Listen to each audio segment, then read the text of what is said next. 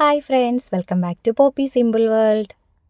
എല്ലാവർക്കും ഒത്തിരി ഇഷ്ടമുള്ളൊരു ഐറ്റമാണ് ചക്ക. അപ്പോൾ നമുക്ക് ഇന്ന് ചക്കയൊന്ന് വിളയിച്ചാലോ? ചക്ക വിളയിക്കുന്നതിനായിട്ട് ഞാനിവിടെ തേൻ വരിക്ക ചക്കയാണ് എടുത്തിട്ടുള്ളത്. അതിൻ്റെ ഇത്രയും ചുളകളാണ് കേട്ടോ നമ്മൾ എടുത്തിട്ടുള്ളത്. ഇനി അത് ഇതുപോലെ ചെറിയ കഷ്ണങ്ങളാക്കി കട്ട് ചെയ്തെടുക്കാം.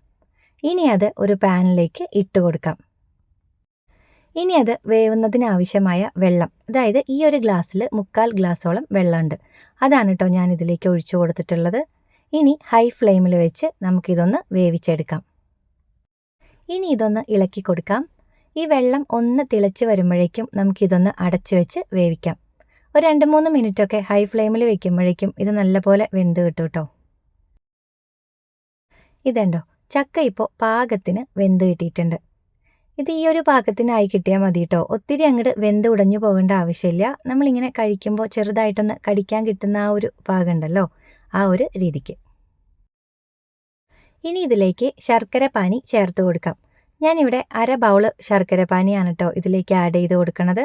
അതും അധികം വെള്ളം ചേർക്കാതെയാണ് ഞാനിത് എടുത്തിട്ടുള്ളത്.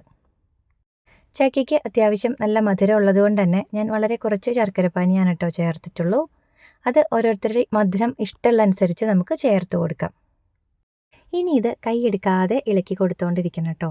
നമ്മൾ ഹൈ ഫ്ലെയിമിലിട്ടാണ് ഇത് ചെയ്യണത്. അതുകൊണ്ട് തന്നെ ശർക്കര പെട്ടെന്ന് കരിഞ്ഞ് അടിക്ക് പിടിക്കും കേട്ടോ. അതുകൊണ്ടാണ് കൈയെടുക്കാതെ ഇളക്കി കൊടുക്കണം എന്ന് പറയുന്നത്. ഇനി ഇതിലേക്ക് ഒരല്പം നെയ്യ് ചേർത്ത് കൊടുക്കാം. വീണ്ടും അതുപോലെ തന്നെ ഇളക്കി കൊടുത്തുകൊണ്ടിരിക്കുക കേട്ടോ. ഇതിപ്പോൾ ചെറുതായി ഒന്ന് കുറുകി തുടങ്ങിയിട്ടുണ്ട്. ഈ ഒരു സമയത്ത് ഒരല്പം നെയ്യ് കൂടി ഞാൻ ചേർത്ത് കൊടുത്തിട്ടുണ്ട്. വീണ്ടും അതുപോലെ തന്നെ ഇളക്കി കൊടുത്തുകൊണ്ടിരിക്കാം. ഇനി ഇത് മീഡിയം ഫ്ലെയിമിലേക്ക് മാറ്റി വെച്ചതിന് ശേഷം നമുക്കിതിലേക്ക് ഏലക്ക പൊടിച്ചത് ചേർത്ത് കൊടുക്കാം. ഞാൻ ഈ ഒരു അളവിലാണ് കേട്ടോ ഇപ്പോൾ ചേർത്ത് കൊടുത്തിട്ടുള്ളത്. ഇനി ഇതെല്ലാം കൂടി നന്നായിട്ടൊന്ന് ഇളക്കി യോജിപ്പിച്ച് കൊടുക്കാം. എന്നിട്ട് ഇതിലേക്ക് തേങ്ങാപ്പീര ചേർത്ത് കൊടുക്കാം. ഞാനിവിടെ ഈ ഒരു ബൗള് തേങ്ങാപ്പീരയാണ് കേട്ടോ ആഡ് ചെയ്ത് കൊടുത്തിട്ടുള്ളത്.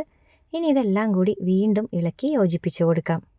നമ്മൾ ഇതുപോലെ ചക്ക വിളയിച്ച് വെച്ചാലുണ്ടല്ലോ, അധികം ദിവസം ഇത് കേടാകാതെ ഇരിക്കില്ല കേട്ടോ. നമ്മളിതിൽ തേങ്ങ ആഡ് ചെയ്തേക്കുന്നത് കൊണ്ട് തന്നെ ഇത് പെട്ടെന്ന് കേടായിപ്പോവും. ഇത് തയ്യാറാക്കിയ ഉടനെ തന്നെ കഴിക്കാനും അതുപോലെ അട ഉണ്ടാക്കാനൊക്കെയാണ് കേട്ടോ നല്ലത്. നമ്മൾ ചക്ക വരട്ടിയെടുക്കുമ്പോൾ ഒത്തിരി സമയമെടുത്ത് നല്ല ടൈറ്റാക്കിയാണ് കേട്ടോ വരട്ടിയെടുക്കണത്. എന്നാൽ ഇതങ്ങനെയല്ല, ഈ ഒരു പാകത്തിനാണ് നമ്മൾ എടുക്കുന്നത്. എന്നാൽ ഇത് നല്ല ടേസ്റ്റാണ് കേട്ടോ കഴിക്കാൻ വേണ്ടിയിട്ട്. അങ്ങനെ ചക്ക വിളയിച്ചത് തയ്യാറായിട്ടുണ്ട്. അപ്പോൾ എല്ലാവർക്കും ഈ വീഡിയോ ഇഷ്ടമായാൽ ലൈക്ക് ചെയ്യുക, കമൻറ്റ് ചെയ്യുക, സപ്പോർട്ട് ചെയ്യുക. മാത്രമല്ല ചക്ക കിട്ടുമ്പോൾ ഇതൊന്ന് തയ്യാറാക്കി നോക്കണേ.